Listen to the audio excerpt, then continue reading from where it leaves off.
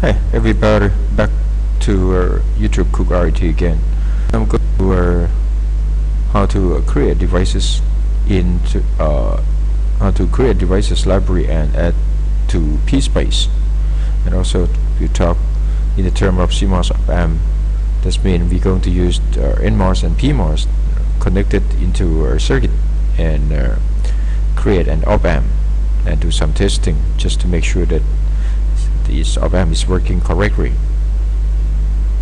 Well, if you take a look at your PSPICE, you know that the general symbol of op-amps, you're going to have 5 pins, right? Let's say take a look at that LM or 324. As you can see that you're going to have a V out pin, or V in positive pin and V in negative pin, and also V supply positive and V supply negative. But in this case, what we're going to do, we're going to use the NMOS to create something that we call our op-amp. So let me open my file that already have some circuit, just to give you about what we're going to do.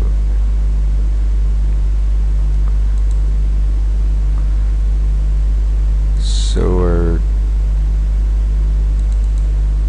let's go through CMOS op-amp circuit here.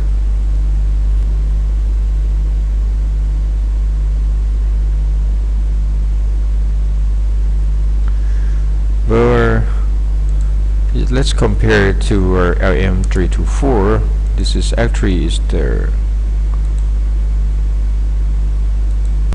as you can see before I connect the circuit, what you can see is that you have our NMOS, PMOS, 5 PMOS and 5 NMOS, and then this is something that I did before.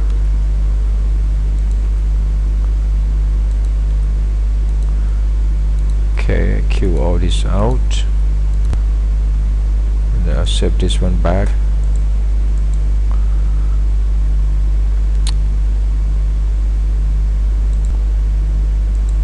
Okay, so actually this one become when you connect NMOS and PMOS all together, you have, in this case you have 5 PMOS and you have 5 NMOS, and this become actually V in positive pin of the op-amp, and this one you're going to specify this one as V in negative pins of the op-amp, and this is your V out right here,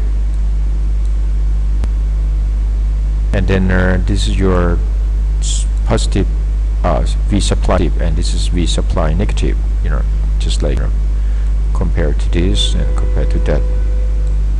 And this is your V out right here, and this is become V in negative here, pin number 2 of LM324, and this is V in positive, or the pin number 3 of LM324. Right, so you probably have idea already about what we are going to do.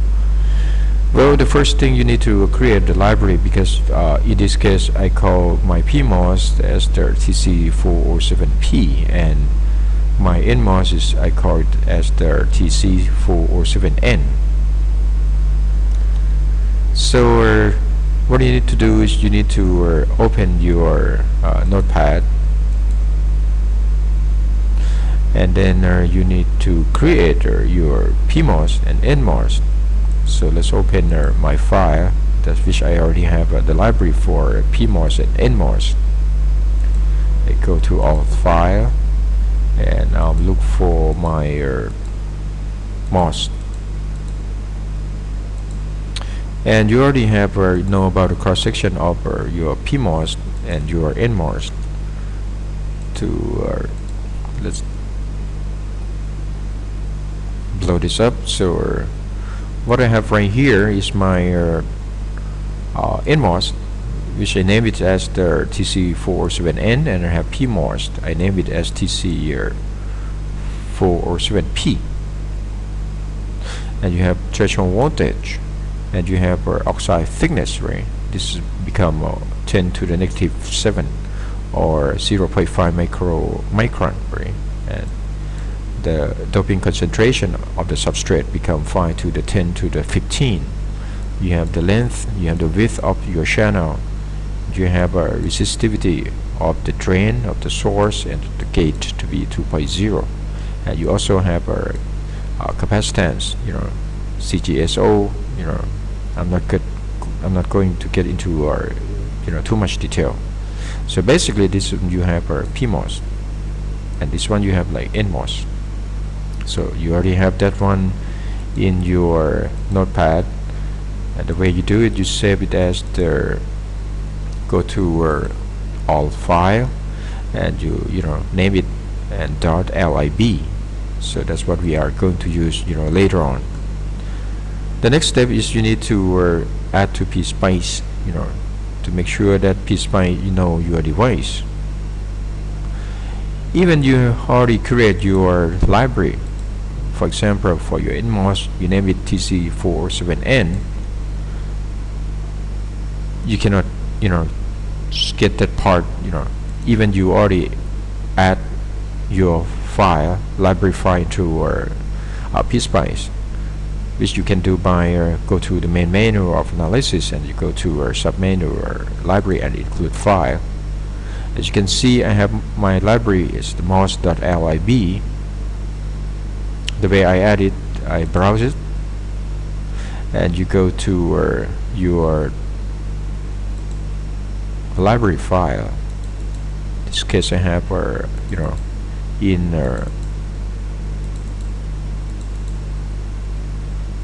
MOS library.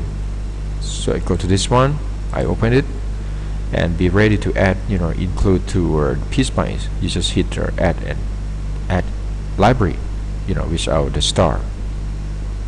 Alright. So as I mentioned, you cannot just have your PMOS by Control G, get new part TC407P. Cannot find it. What you can do is that you need to start from M break P first, right? And then you can go to the menu, edit, you go to model, and then you change model reference. Now you can type TC407P. You can have now your PSPICE will recognize your new part. You can check by click on the device, you go to edit, you go to model, and then you go to edit instant model. What you have here is the same as you type in your notepad in to be the library file. You do the same thing for NMOS, but in this case you Control G and you type M break N. It's going to be your NMOS, and you later on you change the model reference name to be TC407N. That's how you get your device as you are typing in your library file.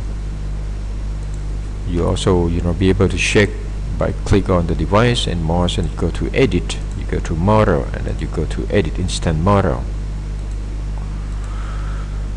Okay, the first just to make sure that your CMOS op-amp working right, you need to do some testing.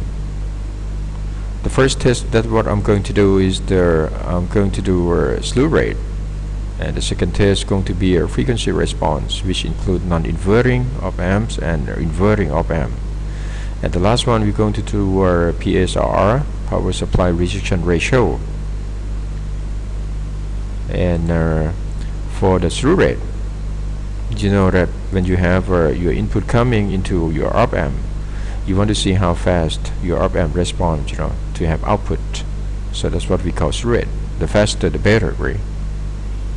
And for frequency response and phase shift, take a look at non-inverting op-amp. For non-inverting op-amp, you connect your input signal into the input positive of your op-amp. In this case, I'm going to use the sinusoidal signal with the amplitude of 1 volt and the frequency is 10 Hertz. And for VE negative, you're going to connect R1, which I use 20K, connected to ground. And also from V negative to V out, I'm going to connect R2, which is 20K ohms. And also connect V out, connect your capacitor to 100 picofarad from V out to the ground. And you know, for non-inverting op-amp, your gain actually become V out over V in, which is equal to 1 plus R2 divided by R1, right? That's pretty straightforward. And for your inverting op-amp, you connect your V input positive of your op-amp to the ground. And then for V in, you connect to V in negative of your op-amp. And you also have 20K, which are 1, and from V in negative. You also have 40K connect between V out and V in negative of your op-amp. And you also have the capacitor 200 picofarad. And you gain for inverting op-amp, you know, that is equal to negative R2 divided by R1, right? The last one is the PSRR. It stands for power supply rejection ratio. In case you have noise, you know, coming through your supply, you want to make sure that your op-amps have to get rid of your noise. So you want to check your V out to make sure that your V out, which is V in, which is the noise, is going to be less than 1 volt. Okay, so let's start with slew rate. The way I did it, I'm going to open my slew rate.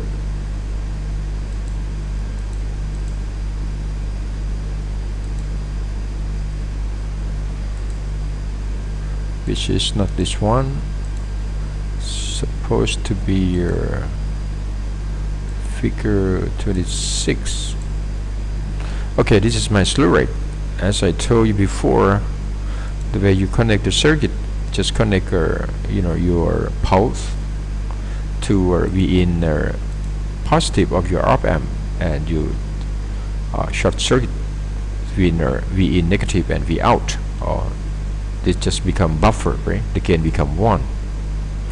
And I will use my V pulse with the amplitude to be 2.5 and the period to be 8 microsecond. Now let's go to my circuit. This is my V pulse, right? Control G and V pulse. Exactly the same right here. Now you go to attribute. What I did is that I use V1 equal to 0, or I'll show you just right here. This is my pulse. That worked very good. This is my V pulse. Okay, look better. And want to point out, this is my V1, right? Becomes 0, and this is my V2 is 2.5, and you also have the rising time and the falling time. You know, just right here, you cannot use the rising time to be 0. You know, from 0 to 2.5, you need at least, you know, a small number. In this case, I use 1 nanosecond, and also the falling time I also use the 1 nanosecond. You know, PW stand for power width. I have like 4 microsecond, and PR stands for period. It's going to be double of your power width, so that's why I have 8 microsecond right here. Okay, so that's your attribute for V-pulse. And next you need to do is you do the short circuit of your V in negative, go to V out, and you also have a 200 picofarad, and that's it. That's what you need to do, right? Next step, you need to go to setup, go to where you want to see the output, just click on transient, right? And I put the final time to be only 8 microseconds, just to be one period of my pulse. So all ready for simulation, so you hit simulation. Alright, you have no error because show up current here. You click icon of the address. You don't need a V voltage, just unmark of current, and you go 5V out. So this is my output. As you can see here is going to be some delay time, the slew rate, right? You start from 0 to hit 2.5 as you expect, because your gain is become 1. You compare to your input. In this case is I have V input is V3, right? So I go to V3. It's going to be somewhere here.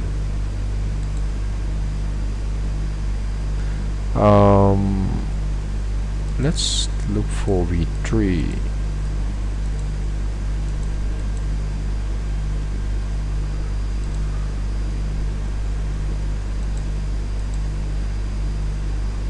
V3 plus. This is my input signal compared to output signal.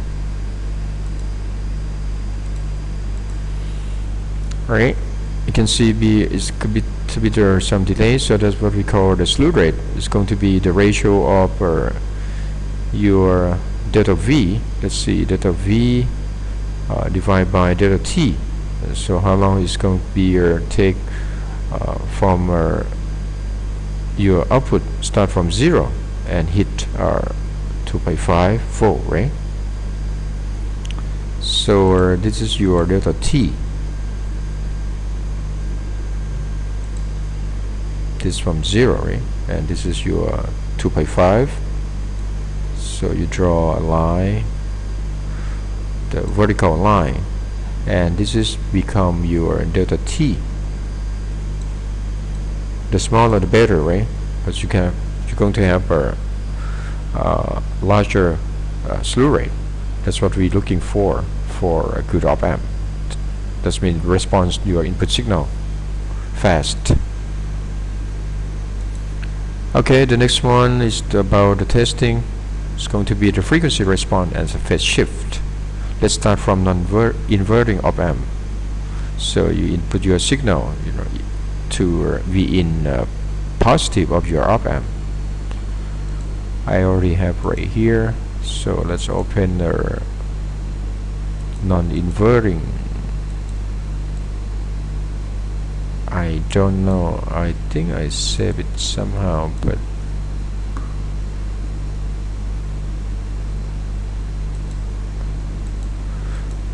okay, so just forget about that. Let's go to our inverting op-amp. This is the way I do inverting. I input my signal through the V-in negative of your op-amp, right?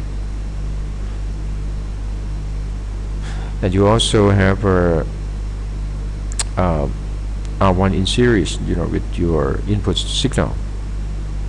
Connect to V-in negative, and the other one is you have R2 connect between V-in negative to your V out. This is the way you do inverting op-amp. And for this case, you want to see the frequency response, so you need to go to setup, then use transient anymore, because you want to the x-axis have to be the frequency. you use AC sweep type, decade, or log scale, and start from frequency 1 and end is 10 meg. You cannot use M, simply M, because it's going to confuse your PSPICE. Is going to confuse, either it's going to be milli or mega, so you have to use the MEMG to represent megahertz. So click OK, and you close. That's all you need, and you go to analysis and you do simulation to get the frequency response, or the y-axis have to be gain, right? In the unit of dB, the gain is actually equal to V out over V in. So you go to dB. Since your V in is 1 volt, right, amplitude, so you don't need to care about V out divided by V in. You just pick up V out. Click OK. This is, you have your frequency response of your inverting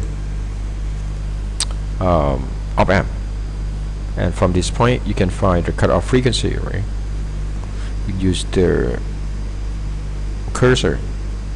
This is about 6 decibel, and to find the frequency, the cutoff frequency, you just find the point that drop from 6 dB to 3 dB, or 3 dB drop. So you're looking for the point. Let's give you 3 dB from 6, so that's your 4, right? This is coordinate X and Y. Y is the represent dB. So you move around until you get 3 dB. So that's close enough. So you have your cutoff frequencies become 888 kHz, or 0.88 what megahertz, correct? So that's how you do the inverting op-amp. And now next one for the phase shift. Alright, I'm going to go for the phase shift plot. So you delete this one and you click the icon here. It's already have the phase shift, so this is your phase, and then you go to V out, the phase of your V out, and then U minus the phase of your V in, and which here your V in is what, V6, right? So you look for V6. This is V6 positive, so you can fire your phase shift. So this is the 180. D stands for degree. Okay, so you can fire your phase shift. How your phase shift or the phase difference change, with respect to the frequency change. The last one is we're going to power supply rejection ratio. So you need to connect the circuit like this. Your V in positive connected to ground, and V in negative, you just short to your V out. So it's just become like buffer, and you connect noise, in this term is sinusoidal, in series with your V negative power supply. I put this one as 1 volt amplitude, and this is the 10 Hertz for the frequency. So let's go back and do is the PSRR. I already have is right here. So this is the way I do my connection. You have V in positive connected to the ground, right? And you short your V in negative to V out. And also for the power supply, you have noise, in series. And then we are looking for V out. So in this case, we want to see what is the amplitude of your V out. It's supposed to be should be less than 1 volt, right? To get rid of your noise. So what I go to set up is I go to transient instead of AC sweep, because I want to read the amplitude. Since the frequency of my noise is 10 Hertz, so the period is become 1/10, which is 0.1 second. Right? Just click OK, you close it, and you do simulation. You go to the plot, look for V out, right? As you can see, it's in the order of a millivolt, right? When you have a noise level input, noise level to be 1 volt or the amplitude, and now you can see your op-amp is just like can get rid of your noise. And so the whole things we talk about right here is we call CMOS op-amp. Use NMOS and PMOS connected into the circuit to make the op-amp. And you go back again. This is how you get from this YouTube. You know how to create your library. Okay, you have to study a bit. Go to format of your PSPICE. You can search for information from that, and then you add devices to PSPICE to let PSPICE recognize your new devices, and you start drawing your circuits and you do some testing. Okay, I'll see you next YouTube. Thank you.